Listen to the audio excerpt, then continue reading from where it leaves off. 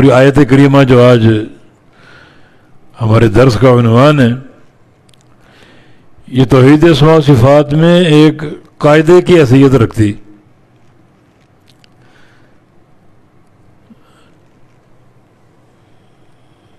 یہ کیا آیت کریمہ ہے؟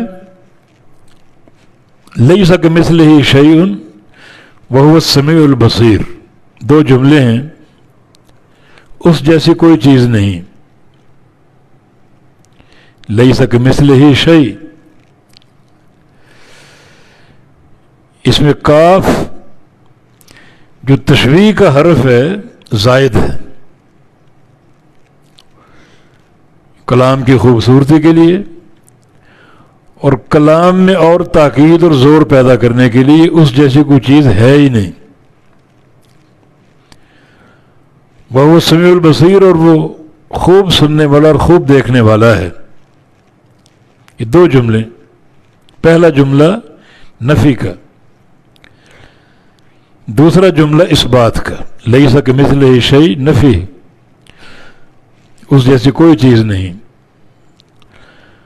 اور وہ سمیع البصیر یہ اس بات ہے کہ وہ سننے والا اور دیکھنے والا ہے۔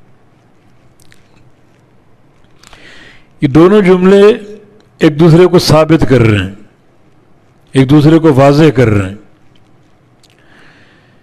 لیس کمثلہ شیء کا پورا فہم وہ سمیع البصیر سے ہوگا، اور وہ سمیع البصیر کا پورا فہم لیس کمثلہ سے ہوگا۔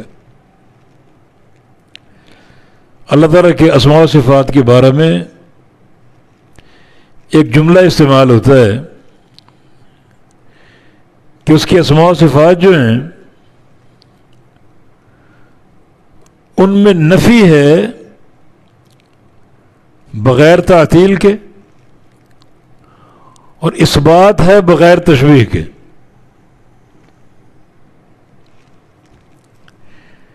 نفی کہاں سے لی؟ لیس کمثلہ سے، تو بغیر تعطیل کے کیسے؟ ان ایسی نفی جو بس نفی ہی ہو، تعطیل ہی ہو، اس میں معطل، تو اس بات کہاں سے لے لیا؟ نفی بلا تعطیل، نفی ہو بغیر تعطیل کے، تو لیس کمثلہ شیء میں نفی تو آ گئی، تو ساتھ تعطیل بھی ہے، لیکن تعطیل نہیں، کیونکہ آیت کا دوسرا حصہ اس کو واضح کر رہا ہے، وَهُوَ السَّمِيعُ الْبَصِيرُ۔ یہاں اللہ تعالیٰ کے نام اور صفات کا اثبات ہے، جب اثبات ہے تو تعطیل ختم ہو گئی، نفی ہے تعطیل کے بغیر، اور وہ سمیع البصیر اثبات ہے تشبیہ کے بغیر۔ تشبیہ کے بغیر کیسے؟ لیس کمثلہ شیء، اس جیسی کوئی چیز نہیں، وہ تشبیہ سے پاک ہے۔ تو اسماء و صفات کے بارے میں یہ دونوں چیزیں، نفی اور اثبات، ایک دوسرے کو واضح کر رہی ہیں، اور اس توحید کو بڑی وضاحت اور صراحت سے پیش کر رہی ہیں۔